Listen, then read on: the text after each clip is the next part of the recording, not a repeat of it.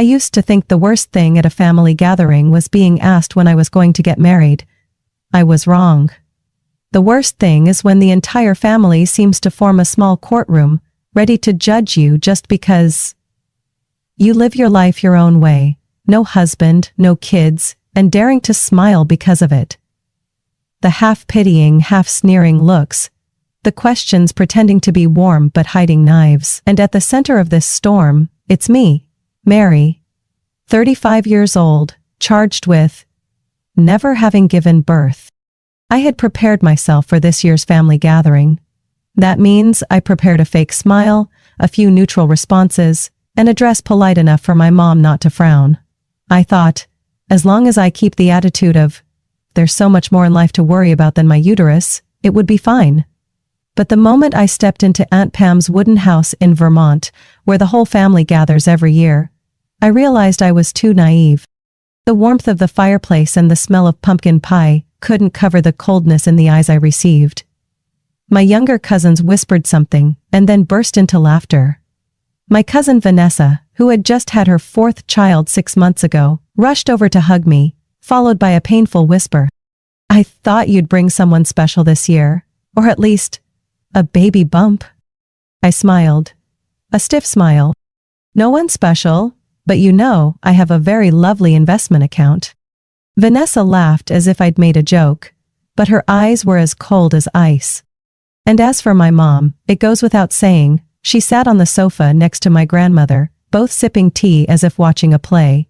My mom glanced at me and sighed. Mary's alone again, and she's 35 already. It's time to think seriously, honey. I am thinking seriously, Mom, about buying a second condo in Colorado, I replied, still maintaining a gentle tone. Money can't keep you warm, dear, she remarked, then turned to my grandmother and said louder, our girl, making all this money, yet has no one to share it with. I wanted to argue. I wanted to scream. I'm living fine, happy, Mom. But I knew anything I said would be seen as defiance. So I smiled, poured myself a glass of wine, and tried to swallow the lump of frustration in my stomach. The party had just begun. In the kitchen, the moms chatted about school, diapers, and Facebook parent groups. I felt completely out of place. Every time I tried to join in with a story about work, I'm a product development lead at a major tech company, someone would quickly steer the conversation elsewhere, or interrupt with a mocking tone. Wow, you must be so busy, but I guess it makes sense, you don't have any kids. I didn't react. I was used to it. I was too used to people looking down on anything that didn't involve marriage or children. But the climax came at dinner. The whole extended family sat around a long oak table. Turkey, mashed potatoes, and pumpkin pie were passed around. I sat between two cousins who were proudly showing off pictures of their toddlers. At the head of the table, my dad clinked his glass, laughing. We should thank God for the wonderful children this family has. Each one is a gift. I lifted my glass, about to take a sip, when my cousin Amanda, the one who always looks like she just stepped out of a mommy magazine, turned to me, her eyes glittering with fake sweetness. And Mary is still waiting for the gift of her life, huh? The laughter rippled. I set my glass down. Actually, I feel like I've received that gift, freedom. Amanda raised an eyebrow. What do you mean? Freedom from responsibility? From emotions? From raising a generation? Freedom to choose, and to live the life I want. I answered slowly, but no one listened. No one really listened. My dad said something about family values. My mom muttered that I'd been stubborn since I was little. One of my cousins piped up. I heard that after 35, infertility skyrockets. If you want kids, you'd better hurry.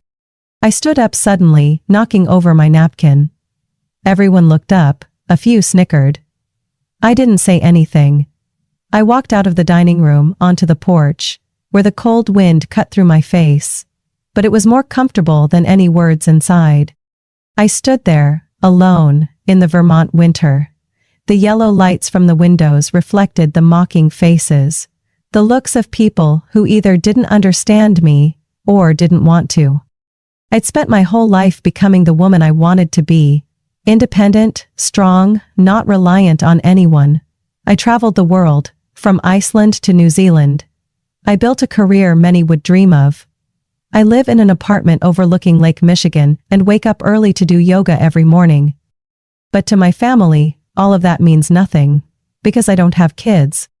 And that night, for the first time in many years, I asked myself, am I truly living for myself? Or am I just living for them?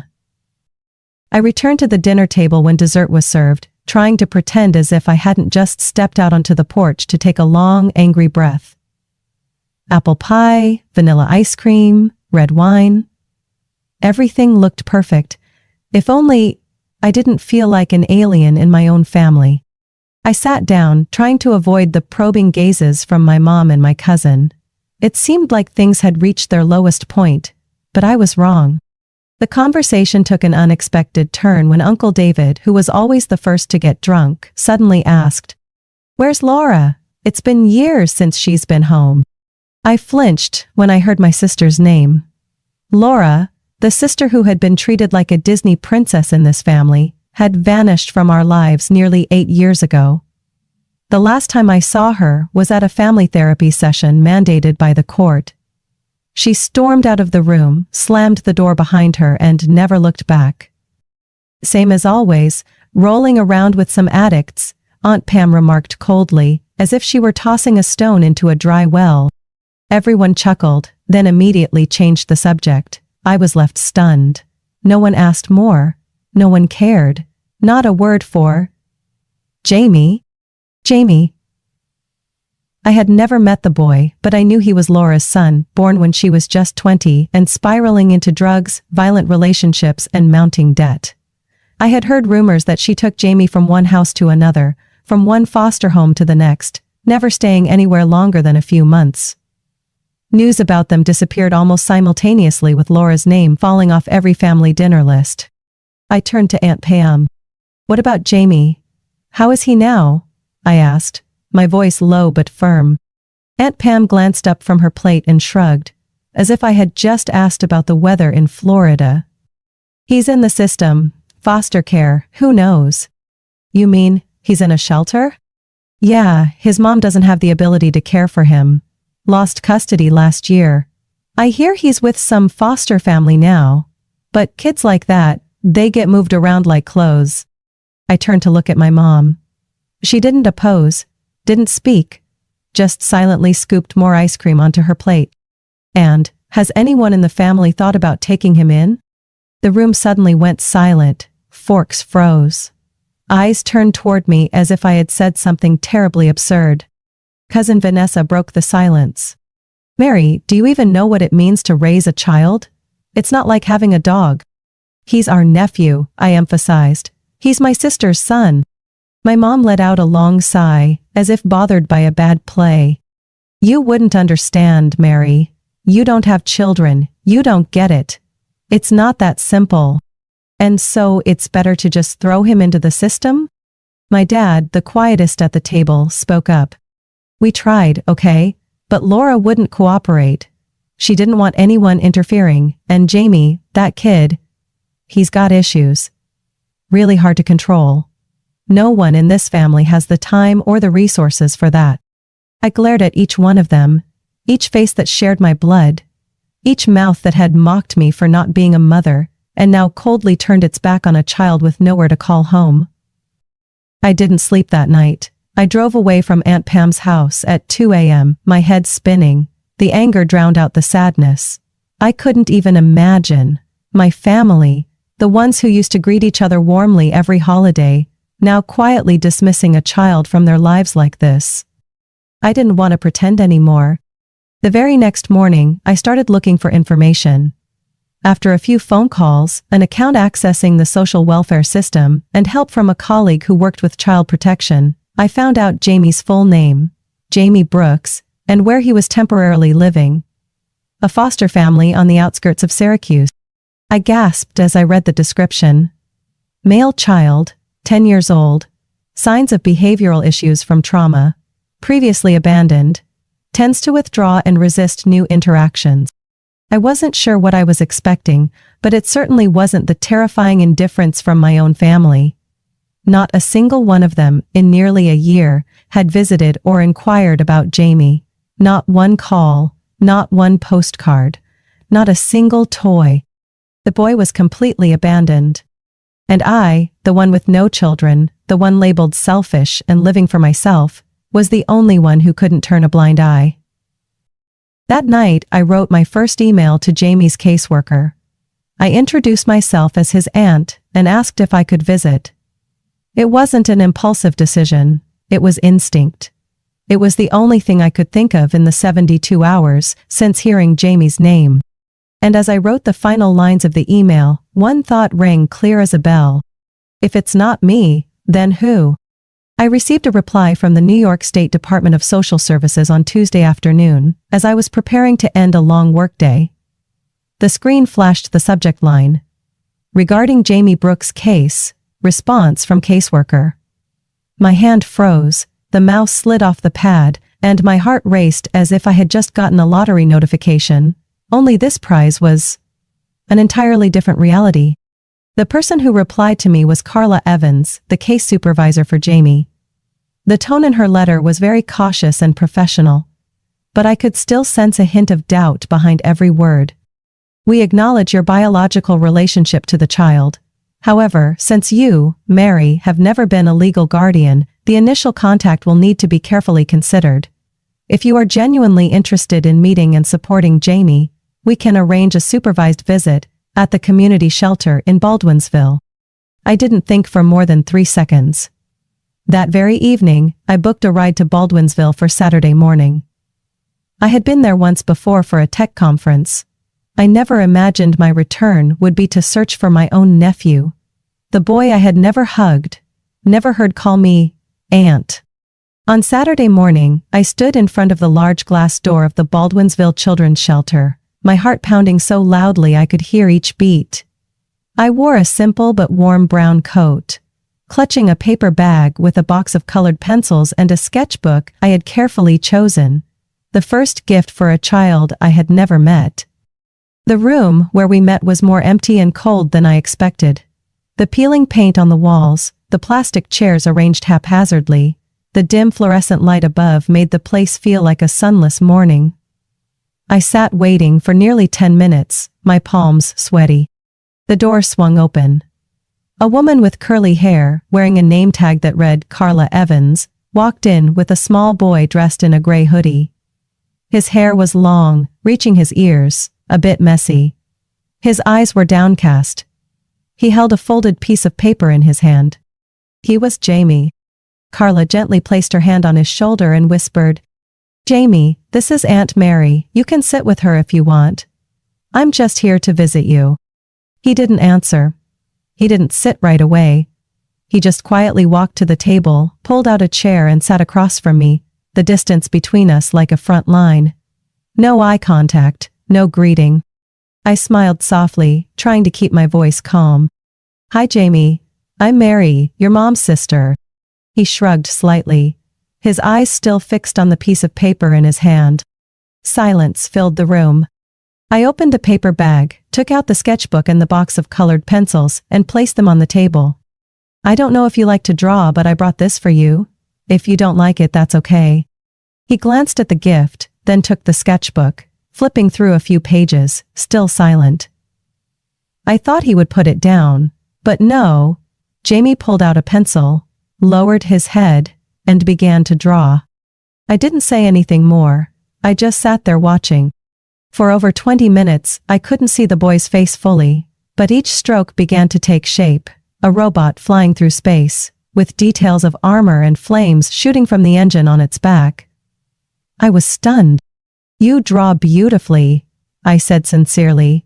"I've never seen anyone draw a robot like this." Jamie paused for a second, then bent his head to continue drawing. This time, I heard a small word. "Thanks." That was all.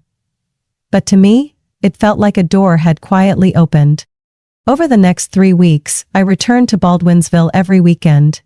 Each time we met, Jamie was cautious, but no longer avoiding me like before. I brought sketchbooks, a few small pastries, and a patience I didn't even know I had. The boy began talking more, especially about robots, spaceships, and the characters he created in his imagination. I vividly remember one Tuesday afternoon when he suddenly said, "I thought no one in the family remembered me." I choked up. It took me a few seconds to reply. "I didn't know things had gotten this bad. I'm sorry for coming so late, but I'm here now, and if you'll let me, I won't leave again." Jamie was silent, but for the first time, he looked me straight in the eyes. His brown eyes, just like my sister's, were no longer completely closed off. Back home in Albany, I began to seriously think about the next step. Visiting wasn't enough anymore. I wanted to protect Jamie. I wanted him to have a real home, not a temporary one, not temporary until the system can provide a better solution. I called Carla Evans again, this time with a firm tone. "I want to start the adoption process for Jamie." She was silent for a few seconds, then replied, "Mary, I must warn you, this will be a very long and difficult journey. Jamie has a complex case file, and his biological family, including his parents, has been recorded with many issues. Are you sure?" "Sir?" I didn't hesitate. "I'm sure. If my whole family can turn their back on a child, then at least I can turn back. That boy deserves to be loved." Starting the adoption process for Jamie felt like stepping into a battle I had not anticipated would be this intense. I thought I would only face paperwork, procedures, and social services evaluations. But I was wrong. The most terrifying challenge came from the least expected place: my family. As soon as the news that I had officially filed to adopt Jamie reached my mother's ears, she called me at 7 a.m. before I had even finished making my coffee. "Mary, what the hell are you doing?" Her voice was cold as ice, with no trace of confusion or genuine concern. I paused, took a breath, and replied, "I'm doing the right thing, Mom. No one in the family cares about Jamie, so I will be the one to do it." "Who do you think you are? A hero? A savior? Or are you just trying to make Laura look bad?" I gripped my coffee cup tightly. "Laura abandoned her son, Mom. She lost custody. And no one in the family cares about that boy. Do you even remember his name? You're ruining everything, Mary. This family doesn't need more problems. You don't understand what it means to raise a child." I hung up the phone before she could say anything more. The anger inside me didn't explode. It simmered, smoldering like embers that hadn't been extinguished for a long time.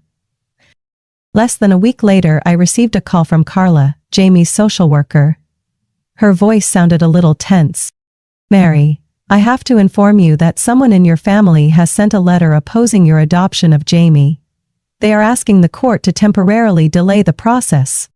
I froze in the hallway of my office.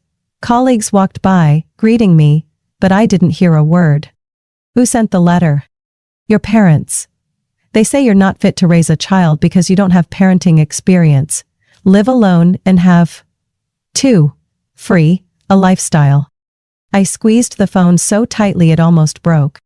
"They said I'm stealing Laura's child, didn't they?"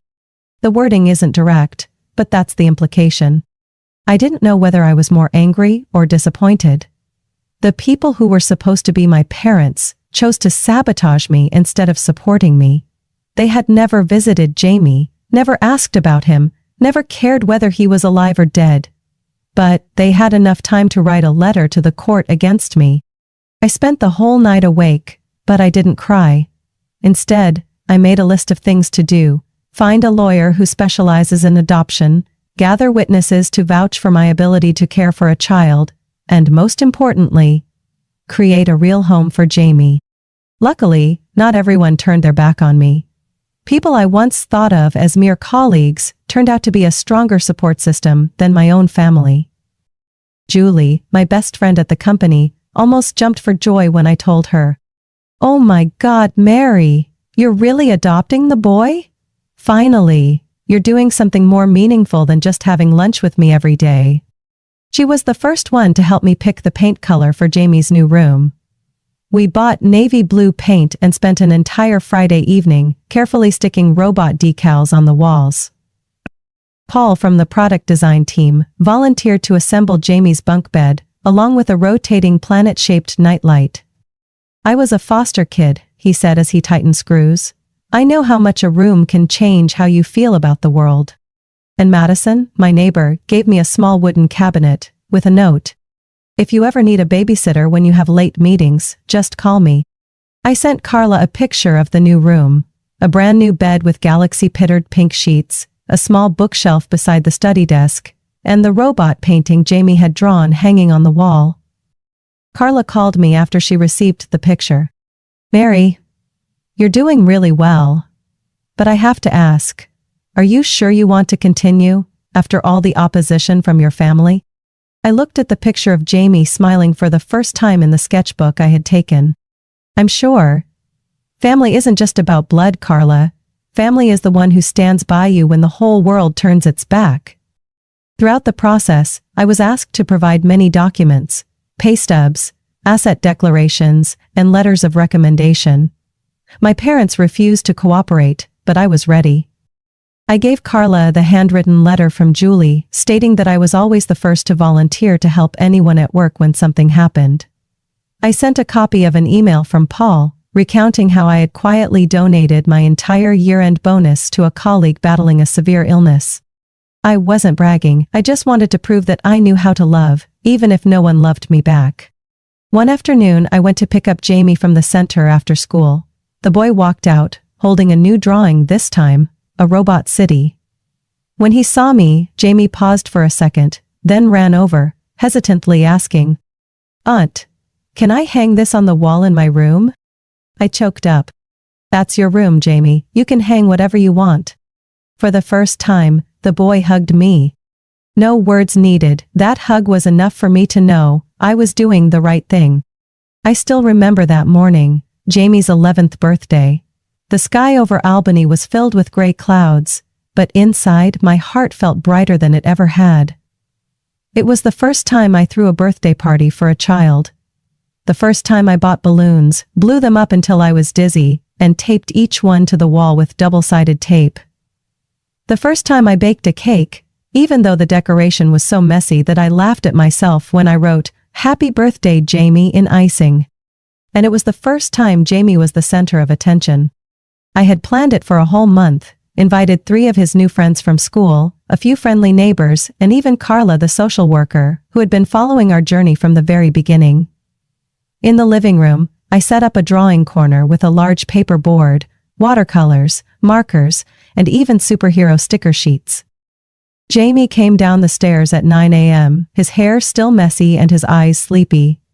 I lit a candle on the small cake, then called out, "Happy birthday, my little space hero." The boy froze. His eyes widened, his mouth slightly parted. "Aunt, you did all this for me." I nodded, lightly. But my heart felt like it was about to burst with emotion. "It's not just for you, it's because you deserve this." The entire party, Jamie didn't leave the drawing corner. He laughed, talked, expressions I hadn't seen in the months before. But what I'll always remember is when the party was almost over, and it was just the 2 of us sitting on the couch. Jamie turned to me, hesitantly asking, "Aunt Mary, can I call you Mom?" I didn't respond immediately. My breath caught in my throat. Then I nodded, slowly, but firmly. "You can call me whatever you want, Jamie." We only had a few weeks after that birthday to prepare for the court hearing that would determine permanent custody. Carla told me that Jamie had the right to speak, but it wasn't required. I had prepared myself that he might choose to remain silent, not because he didn't want to live with me, but out of fear. The legal system, despite its child protection laws, was still a cold and harsh world.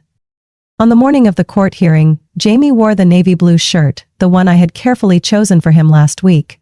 I tied his little tie, even though it was a bit loose and crooked, then bent down to ask, "Are you sure?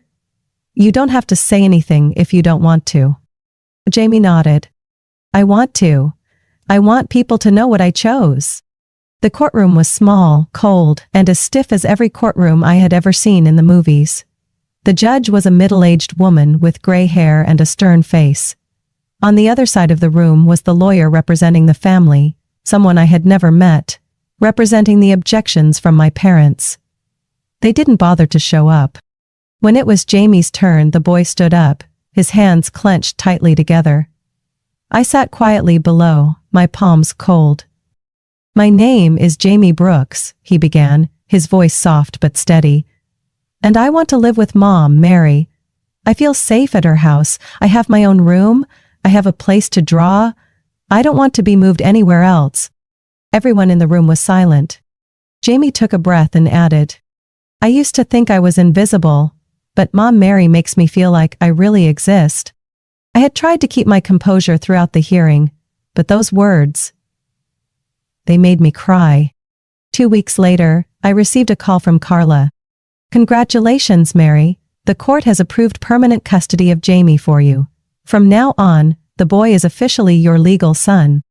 I sank down onto the living room floor, tears flowing like a flood breaking through a dam. After so many months of struggling with doubts, laws, and prying eyes, this moment had finally arrived. I rushed to the school to pick up Jamie earlier than usual. When he saw me standing at the gate, holding up an envelope, he ran over, mouth agape. "What's going on?" I held the papers in front of him. "You're officially my son now." Jamie stared at me for a few seconds, then, without warning, he ran up and hugged me tightly. "Mom." Those 2 words, said clearly for the first time, made everything inside me melt. I didn't need anyone out there to recognize me as a mother. As long as that boy was standing in front of me, calling me with all his trust and love, that was enough. That night I made Jamie's favorite, spaghetti with cheese. We sat on the living room floor watching cartoons, then together we stuck glowing stars on the ceiling of his bedroom. When I turned off the lights, the whole room lit up with little universes. Jamie looked up at the ceiling, then said, "I didn't think there would ever be a place like this. I didn't think there would be anyone who would really keep their promise to me." I lay beside him, my hand gently squeezing his small hand. "From now on, you won't have to doubt that anymore, Jamie. I'm here. Always."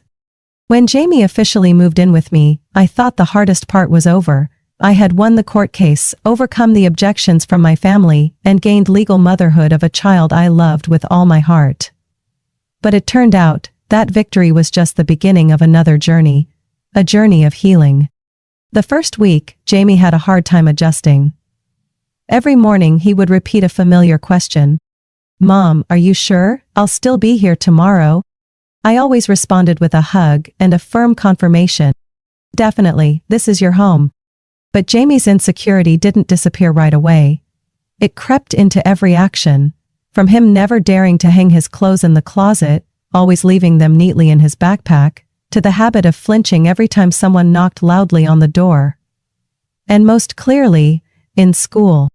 2 weeks after moving in, the homeroom teacher called me in for a private meeting. She, Miss Hannah Miller, was a woman in her 40s, with a stern look, but not lacking in empathy. "Jamie is smart," she said, "but he's struggling seriously with math. He doesn't focus, rushes through his work, and seems so afraid of being wrong that he won't even turn in his assignments." I froze. "What about the other subjects?" "Art is his bright spot. I've never seen a student draw in such detail as Jamie. But with math, we need more support." That evening, I sat with Jamie in the kitchen, spreading out the books in front of him. "Can you help me, Mom?" Jamie lowered his eyes. "I'm not good at these things. Every time I got something wrong, my old mom would yell. Then she wouldn't look at me anymore." I choked up. "Here, being wrong isn't a crime. Here, you'll learn again, from the beginning. And I'll be here every time you repeat a math problem." We started with simple things: addition, subtraction, multiplication, and division. I wrote each math problem on a small whiteboard in the study room, and every time Jamie got it right, I stuck a gold star on the board. He gradually became interested in the stars, to the point where he started asking, "Do you have harder problems today, Mom?" At the same time, I decided to nurture Jamie's true strength, drawing. I signed him up for a community art class every Saturday at the Albany Art Center. On the first day, Jamie was completely silent. He just drew and drew and drew. But by the third class, a teacher named Marcus, a surrealist painter, leaned in close to me and whispered, "Your son has an adult's eye for space. The way he handles perspective and constructs shapes isn't like a child." A few weeks later, Marcus submitted Jamie's registration for a city-wide art competition. The theme, Dream City.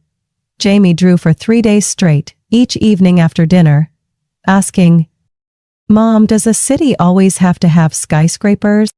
"No. A dream city can be anywhere you feel safe." Jamie's painting was of an expansive space, small houses floating in the sky, connected by rope bridges with flying robots guarding them. Each house had a porch full of flowers and a wall painted with a bright star.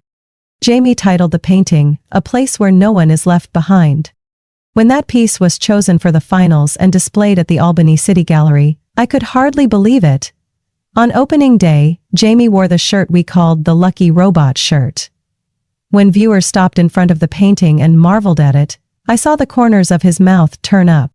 "Do they really like it?" "You didn't just draw with your hands, Jamie. You drew with everything you've been through." We began creating small traditions. Every Friday became art night. Art night. The two of us would draw, paint figurines, and make collages. One time, Jamie suggested, "Next week let's draw you in a superhero suit. You're my hero." I didn't respond. I just hugged him tightly. No fancy words needed. Just knowing that the boy, once broken, now knew how to see someone as his support. We also began venturing out more. The first time I took Jamie to Lake George in the summer, he saw the clear water down to the bottom for the first time and yelled as if he had discovered treasure. "Mom, is it really true that the water here never runs out? Just like the love I have for you." Jamie paused, then whispered, "You've said that twice now." I laughed. "And I'll say it 1,000 more times." The neighbors, who used to only nod in passing, had become friends. Becca, a widow living next door, often brought over cookies every Saturday afternoon, saying they were for the little artist who needs to refuel. Sam, an elderly war veteran, gave Jamie a set of watercolor paints. "Better than what school hands out." Jamie had new friends at school, a boy named Ethan who shared his love for comics. The two of them rode their bikes around the neighborhood, their laughter echoing all the way down the street. That evening, when Jamie completed his first math test with an A for the semester, I took him out for pizza. Between slices of pepperoni and bubbly sodas, he suddenly said, "Mom, you know, if someone had asked me where I wanted to live before, I would have said nowhere, but now, I have one." "Where's that?" He placed his hand on his chest. "Right here, where you are." The first message from Laura came on a Monday afternoon. I was standing in the kitchen, flipping pancakes on the skillet, when my phone rang. An unknown number. A short text. No period, no question, no apology. "I know Jamie is living with you. I want to see him." "No, please. No, it's your sister." Just a cold command. I stood frozen for a moment. My heart raced. The burnt smell from the skillet startled me. And I quickly flipped the scorched pancake. I read that message at least 10 times. Each time my stomach twisted. Not because I was afraid, but because the anger that had never dissipated was now bubbling up like boiling water. I didn't respond immediately. I spent 3 days thinking it over. Then texted back. "Jamie is fine. You should not contact him directly until he's ready. If you're serious, you can start by sending a letter." Laura didn't reply. I thought the matter was settled, but then, a week later, I received an email from Carla, the social worker who had handled Jamie's case before. "Mary, I've just been contacted by Laura Brooks. She's requesting to re-establish contact with Jamie." I decided to talk openly with Jamie. That evening, after dinner, I sat next to Jamie in the art room where he was coloring a giant spaceship. "Jamie, I need to talk to you about something." He looked up, his face calm. but as soon as I mentioned Laura's name, his expression changed instantly. His hand gripped the colored pencil tightly. His back stiffened, as if preparing to be hit. "She wants to see you," I said softly. "But I won't make you do anything. You have the right to refuse." Silence. A long while passed before Jamie quietly said, "I don't remember what she looks like, but I remember the fear of living with her. And the smell of cigarettes, of alcohol. Every time she yelled, my ears felt like they were going to explode." I didn't ask any more questions, I just held his hand. "Then I won't let anyone hurt you again, Jamie."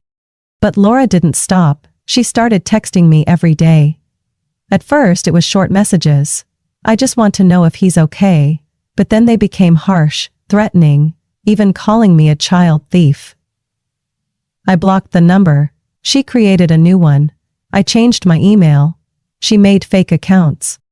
Things got worse when Laura began posting on social media, publicly, with my name, and even pictures of Jamie. A particular post spread quickly, beginning with the line, "My sister has stolen my son to turn him into a display piece for her better life." The comments under the post were a storm of ignorant people. "That's outrageous. How could someone steal their own child? People like them, childless and infertile, are dangerous." I felt my hands shaking as I read each line. Not because I was scared, but because I was angry. Because I had spent every minute, every dollar, every breath healing Jamie. And now I was being falsely accused by the one who had abandoned her own flesh and blood.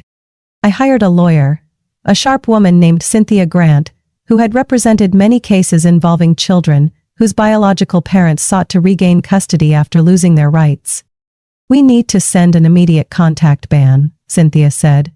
"Based on the history of abuse, Laura's criminal record, and Jamie's testimony, I believe we have a solid foundation." "I don't want to send her to jail," I said. "I just want her to stay away from my son." While I worked with the lawyer, the people in my family continued to stoke the fire. Patricia, my cousin who had once mocked me for not having children, shared Laura's post with a note. "This family really has some people with no shame."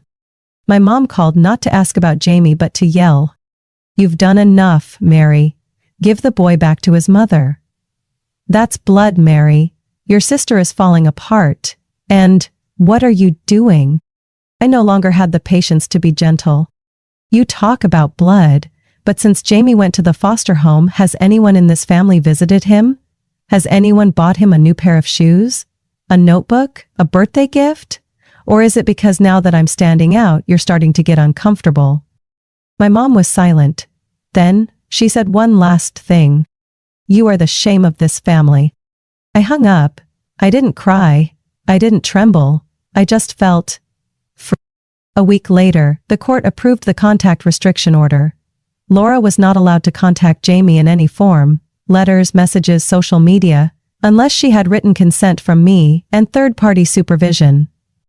Jamie sighed in relief when I handed him the copy of the order. The boy hugged me, his head resting on my shoulder like a small child.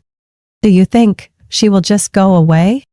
I didn't dare promise. "Whatever she does, you still have me. And I won't go away." That night, Jamie opened a new box of colored pencils, drawing until late into the night. I thought he was drawing another robot or city like usual. But when I walked into the room and looked at the latest drawing, I froze. It was two people standing on a hanging bridge over a deep abyss, one adult and one child. Behind them was darkness, ahead was the sun. Jamie looked up, his gaze determined. "Mom, you know, we're crossing the bridge, and I won't look back." After all the noise, slander, the malicious posts on social media and the suffocating phone calls from my mother, I thought I had become used to the silence. But then one Sunday morning, my phone rang, this time from a name I hadn't seen in years. Anna Whitaker. Anna was the daughter of my eldest aunt, someone I used to be very close with when I was a child, but as we grew older, she took a different path, married young, and slowly disappeared from the increasingly fake family gatherings. I had almost forgotten she existed, until that message appeared. "I've been following everything that's happening. "You're not alone, Mary. And if you're willing, I'd like to say that publicly." I didn't know what Anna was planning to do. But 2 days later, while having lunch with Jamie, I received a link to a Facebook post. Anna's profile picture, still with a gentle smile and light curly hair, appeared above a long paragraph. Before I could read, Jamie spoke up. "Who's writing about Mom? Is Mom famous now?" I read every word slowly. My heart stopped from emotion. "I'm Anna Whitaker. I've known Mary since we were little, and what I know best is this: she has never done anything for the sake of fame." Mary adopting Jamie was not about stealing anyone.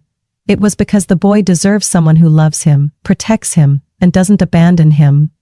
When the whole family turned their back, Mary turned towards him. And I'm proud to be her cousin. The post was shared hundreds of times within hours. Beneath it were countless comments from strangers, single mothers, former orphans, people who had been rejected by their families, all sending words of encouragement. For the first time in months, I felt supported. The news spread so far that Jamie's school held a ceremony to honor students who had achieved outstanding accomplishments that year, and Jamie was nominated for the Confidence and Outstanding Effort Award. His art teacher, Miss Lauren, was the one who recommended him to the school board. On the day of the ceremony, Jamie wore a little gray suit, his hair carefully combed and lightly sprayed. He was still a bit nervous, clutching my hand tightly. I bent down and whispered, "You don't have to say anything big, just be yourself." When Jamie Brooks' name was called, the entire hall erupted in applause. He walked up to the stage, hesitated for a moment, then raised his head. His eyes locked on the row of seats where I was sitting. "I just want to say, thank you, Mom Mary, for giving me a place to be myself. I used to think I was the one no one remembered. But now it's different. I'm not invisible anymore." I felt my throat tighten, and I wasn't surprised to see that many people in the hall were quietly wiping their tears. That evening I sat in the living room, watching the video of Jamie's speech that Miss Lauren had sent, and at that moment, I knew it was time to close another chapter of my life. I opened my contacts list on my phone, scrolling through the names: Mom, Dad, Vanessa, Patricia. I had kept them there, like a habit, like a burden that silently wouldn't let go. But now, there was no reason to keep them. I deleted each name, without hesitation. I didn't do it out of anger. I did it because I wanted to hold on to the peace that Jamie and I had fought so hard to achieve. Life after that wasn't perfect, but it was fulfilling. We continued our art night Fridays, now with 2 of Jamie's classmates joining us. The boy taught his friends how to mix colors, how to use watercolors for a blurred background. I stood in the kitchen making hot cocoa, hearing the laughter from the living room, my heart light as the morning breeze. In the summer, we took a road trip to Maine. Jamie saw seagulls for the first time, ran on wet sand for the first time, and yelled across the ocean, hearing his voice echo back. One evening, as we were getting ready for bed, Jamie walked into my room, holding a new drawing pad. "Mom, I drew this for you." I took it. It was a picture of 2 people sitting on a park bench, holding hands, with a backdrop of bright autumn trees. Jamie looked up, his eyes shining under the nightlight. "You know, someone once asked me what the best thing that ever happened to me was, and I answered, you." I hugged him, saying nothing, just silently shedding tears, because of happiness, because I knew I wasn't alone anymore, and because after all the hurt, this journey had finally led me to where I needed to be. A family not from blood but from true love. The ending didn't come from a grand moment, but from the small details, the trusting looks, the gentle mom calls every morning, the pieces of paper filled with dreams posted all over the bedroom, and the silent nights with just the sound of pencils gliding over paper. I was once considered unworthy of being a mother, just because I didn't give birth. But I did more than that. I listened, I waited. I loved without asking for anything in return, and most importantly, I chose not to abandon. And Jamie, the boy who had once been turned away by the whole world, now walked with his head held high, knowing he was loved, recognized, and most importantly, chosen. We don't need anyone's recognition anymore, because we have each other, and no one can take that away from us. Mary and Jamie's story is proof that love doesn't require blood, but needs patience, compassion, and the courage to protect what's right. In a world where people easily turn away, Mary chose to stay, to love a child who was abandoned and give him a real home. Their journey reminds us that family isn't just where we're born, but where someone chooses us every day with all their heart. What do you think about Mary and Jamie's journey? Do you think love is enough to heal the deepest wounds? Please share your thoughts below, and don't forget to follow the channel for more touching stories about family and life.